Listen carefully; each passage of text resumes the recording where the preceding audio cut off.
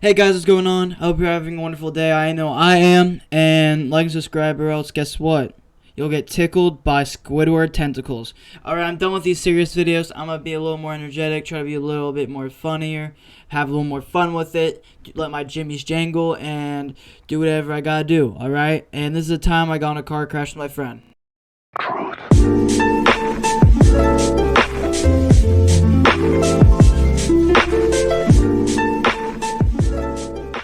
So like a wonderful summer morning, right? I'm going summer steelheading, so I hit my friend, right? I'm like, hey, what's good, dog? Let's go fishing. He's like, okay.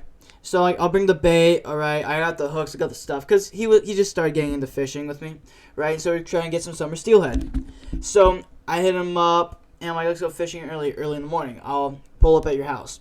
And I did this like 2 days earlier, right? And I didn't show up. I overslept.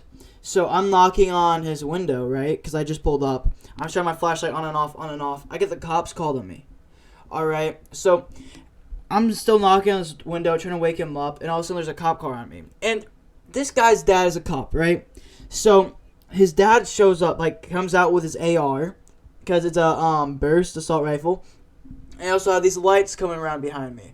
And I'm just like, I turn around like, I put my hands on, like, I'm trying to go fishing with my friend. Like, I didn't realize. Why didn't you just say it was you? I was like, oh, my bad. So eventually my friend walks out, right? He's like, oh, shit. And he's all tired. He didn't think I was actually going to show up. He thought I was all talk. I wasn't, right? I was ready to go fishing. So from where I wanted to go fishing, it's a little bit of a drive, all right? It's by my house, but I have to go to his house, which is 15 minutes away. And then I have to go back to my house, which is about 15 minutes away because it's like on the way back. And then the fishing spot's like 20 minutes down the highway. Not the freeway, down the highway, right? And it's kind of a sketchier spot. Not a lot of parking, all right? Some kid died a couple years ago because he was walking out there. He was really drunk at the time. I don't know if I can say that, the D word right there, but I mean, it is what it is. So, like I said, me and my friend, we got our fishing poles. And, well, he has his fishing pole. I still have to head back. And on the way back, I'm driving down. And I'm going, like, the back roads to my house. Because you can go, like, on the main road. But I decided to go, like, through the hills. So I go through the hills. It's not a dirt road. It's like an actual road. But there just isn't, like, a yellow line. So I'm going. And it's like, really, really dark. It's pretty much pitch black outside. As dark as a, like, summer morning could be. And it's a colder summer morning, right? It's like 40 degrees out. Like, holy shit, it's cold. Right, I got my waders in the back. I also got, like, I got my neoprene waders, okay? Not some of my good waders. Like some neoprene, and I also got, like, a sweatshirt and a jacket, which, if you don't know, that is the fishing fit. All right, I also got my wading belt. Have to have that on you. And you also have to have a net for fishing this river because there's nowhere to land it. So, me and my friend, right, we're just chilling. We're listening to music. I think we're listening to some Zach Bryan or, like, I can't remember the guy's first name, but something Chillards. And we're just kind of driving. I think it's Tyler Chillards. And I'm driving on, like, that back road. And so what ends up happening, I'm going around 22 just because it's really foggy in this one area. And there's this black car. He doesn't have his lights on, right? I got my brights. And he clips me. Right, I'm driving. He clips me. We swerve a tiny bit. Like, it gets my car to swerve a little bit to the right. Right, not off the edge or anything because it is a steep, like, fall off the edge. I hop out of my car because I pull up to the side. And I'm trying to, like, yell for his name. Like, hey, you hit my car. I heard him, like, slam his car door. He comes yelling at me, why would you do that? And I'm like, what do you mean by why did I do that? You're the one that hit me. Your lights were off.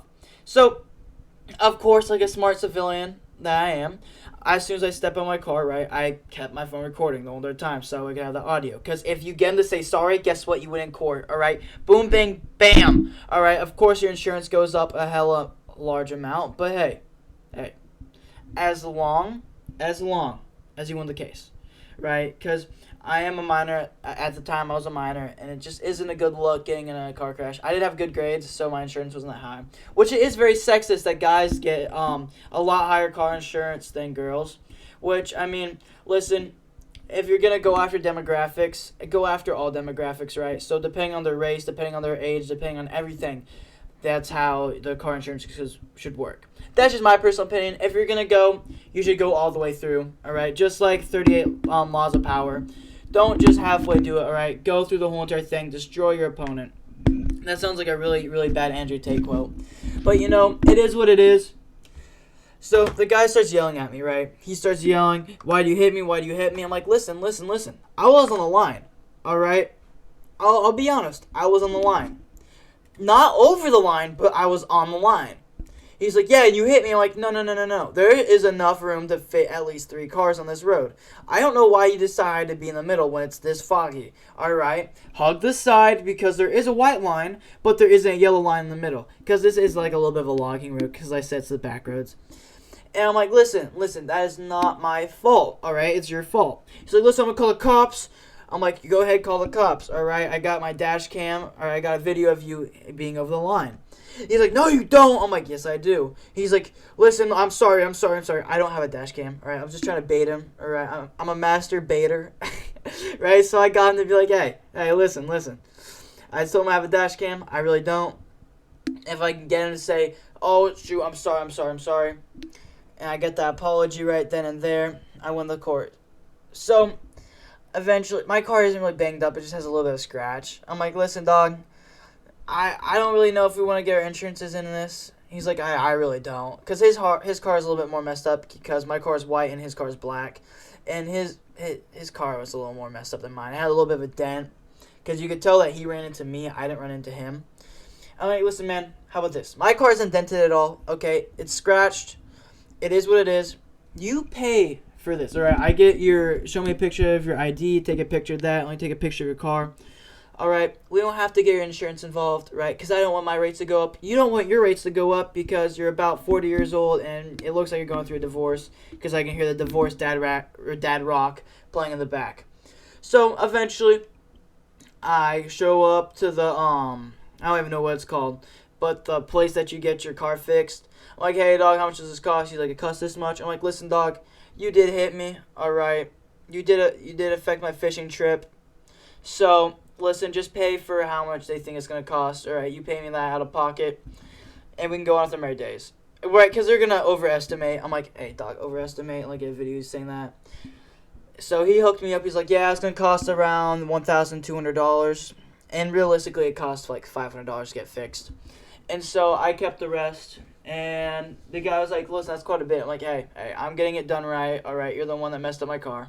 He's like, fair enough. I'm sorry. And the guy was kind of cool, right? And then at the end of that day, it was around like 12 o'clock. They finally got fixed up and everything.